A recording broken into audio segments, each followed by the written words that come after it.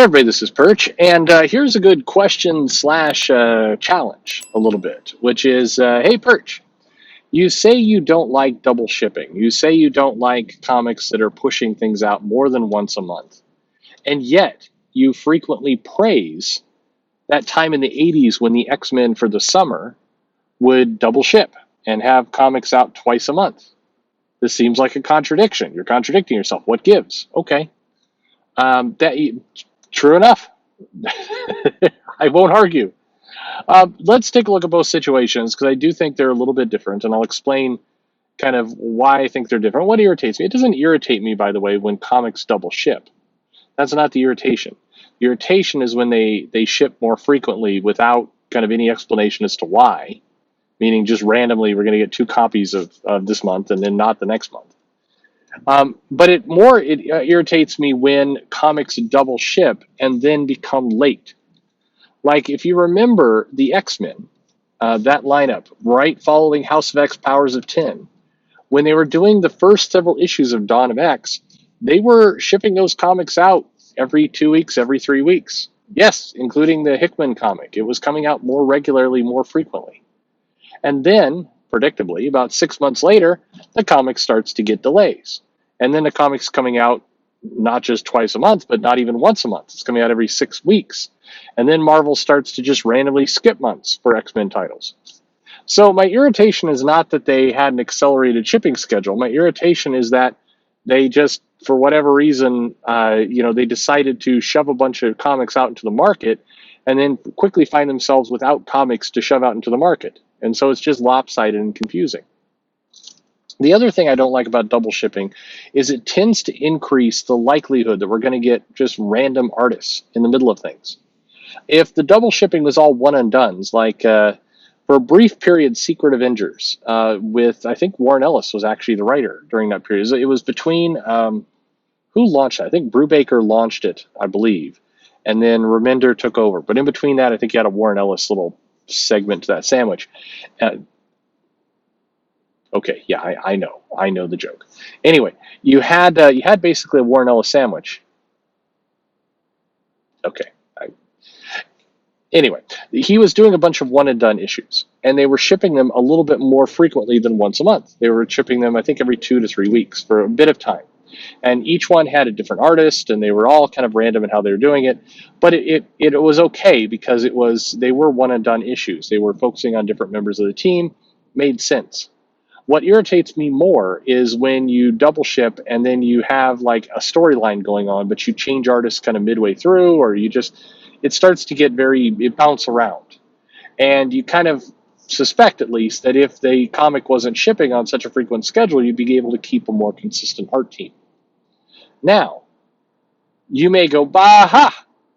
Once again, you're contradicting yourself because Uncanny X-Men double shipped in the summer when they introduced Genosha, and that storyline had, unless I miss my guess, Mark Silvestri doing half of the issues and Rick Leonardi doing the other half. And I think, unless I'm missing my guess, I know Rick Leonardi was one of the two artists. I'm pretty sure it was Mark Silvestri as the other one. You're right. That did happen. And guess what? I thought that sucked. I love both those artists, by the way. I will never complain about Silvestri or Leonardi. I think both are incredible talents. However, it did take away from the story to have this comic in Genosha, and Leonardi would draw Wolverine and Rogue very specifically in one way, and then Silvestri would draw much more kind of edgy, sharp looking. I mean, just the characters looked fundamentally different from issue to issue. That is one reason, by the way, that I tend to enjoy Fall of the Mutants. I think that's a great storyline, but each segment of that, you had X Factor, which was done by Walt Simonson. You had Uncanny X-Men, which was done by Mark Silvestri. And then you had New Mutants, which was done by Ballard? No, it wasn't Ballard. Brett Blevins, I believe, was that. But they kept, their segment of the stories were all done by consistent artists. And that's one reason why a lot of people love the Extinction Agenda. And I'm not entirely sure why. That's just, that one is I know, very fond to a lot of people's minds. But one of the things that I don't like about it is that you go from You've got Blevins in there. You've got Jim Lee. You've got Rob Liefeld. I think there's like another person or two in the mix. It's a lot of kind of random art styles. Even in a crossover, I tend to not like it. So you're absolutely correct. I do remember, and I have very fond memories. As a kid Perch, going into the store and being like, "Holy crap! There's another X-Men issue. Well, Why is there another X-Men issue so quickly? And I just bought one like 2 weeks ago. There's already another one." And they were in a storyline where they were shipping rather frequently, and it's like, wow, this is awesome. I was just really hyped about getting to know what was going to happen next in the comic so quickly. That was a great thing. But yes, I remember even then not liking the art bouncing around. But still, it was good. But the X-Men, once they were done with the summer, ship every 2 weeks business, they went back to shipping monthly pretty religiously. It didn't have this big goofy schedule, and I think that's the huge difference from now, because it felt like in those summer events, and I think Spider-Man did it too, and I think a couple others would try it from time to time. I don't recall all the books that did that, but I know Uncanny X-Men certainly did, and it was great. It also felt like it was planned, like they made a conscious decision to say, we're going to ship more frequently for the summer. It's going to be a fun summer, exciting event. We're not going to call it an event, but it's going to be a fun thing we're going to do for the summer. And then once the summer's over, we're going to go back to monthly shipping again. That's what it felt like. Today, it feels a lot more like, hell, let's ship whatever's here. Here's Spider-Man, throw it out. Next week, here's another Spider-Man, throw that out too. Man, that Bagley sure can draw fast. Here's another one. Oh crap, we don't have any Spider-Man for this month. Give them some Hulk. I mean, it feels very, very random. It does not feel like a plan. I mean, nothing about kind of the X lineup and kind of the thing that Jordan White is currently managing feels like any kind of plan. It feels like just who the hell knows what's going on is what it feels like. And in terms of the shipping, I mean, I defy anyone to explain the schedule or what the hell is going on with those books. From Dawn of X to now, it is all over the place. And that's the part that annoys me. So I don't think it's a contradiction.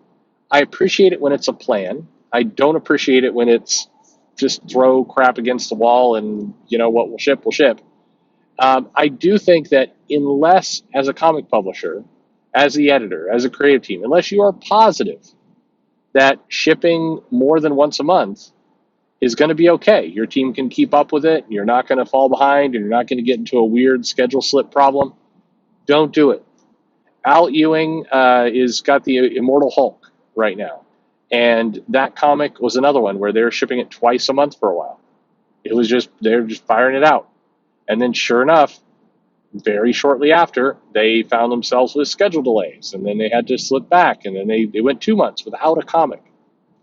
That's the kind of stuff that is just, this reeks of incompetence. It doesn't sound like any kind of plan is being executed. It just sounds like people are being dumb. And I don't like to see people being dumb. So that's kind of my general take on it. If you could do what they did in the 80s, and you could ship during the summer. I mean, there was a Brood event, I remember, where the Brood came to Earth and caused problems. Yeah, I think that was that cover where he had Wolverine and he's got like the Brood head, and it's Mark Silvestri's just drawn like an amazing maniac. I mean, God, what a time to be alive. Those were great comics back then, and it was fun. It was exciting, and I would love for them to get back and generate that kind of feeling again. That would be great. I do think that Nick Spencer, Amazing Spider-Man, has attempted to do some of that. And what do you know? That's one of their top-selling books, and there is actually some buzz and excitement around that title. I do think that their current, what they're doing next, where you've got kind of the team of Spider-Man writers of Gleason and Thompson and Ahmet, and I think there's a couple others in there, and they're going to ship it weekly or 3 weeks out of 4. They're going to ship the comic. I think that's a bad plan, because I don't think they'll be able to hold it up. I think the quality will still suffer, and I think it'll just be confusing. And eventually they'll get back to monthly again, or whatever the hell they're doing. Marvel desperately just needs to explain, like, here's what we're trying to do. We're going to try and do this. That would be great. Anyway, what do you think? Double shipping comics? Do you love it? Do you hate it? Are you like me, where as long as you can sustain it, it's fine, but not this kind of random throw comics against the wall whenever they are available? I mean, for what it's worth, because everything is a comparison to manga these days. There's a lot of manga that has maintained a every 2 weeks shipping schedule, and for years, for more than a decade. I mean, how long has Oda been going on with One Piece? I mean, that thing is a freaking machine.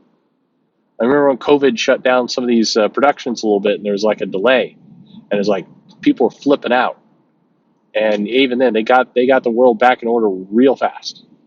Anyway, let me know what you think. Do you love them? Do you hate them? Indifferent? Whatever it happens to be. Good question. I appreciate when you challenge me. Certainly on stuff like this, always makes sense. Like and subscribe. Why not? Channel keeps growing for no apparent reason. And thanks for listening.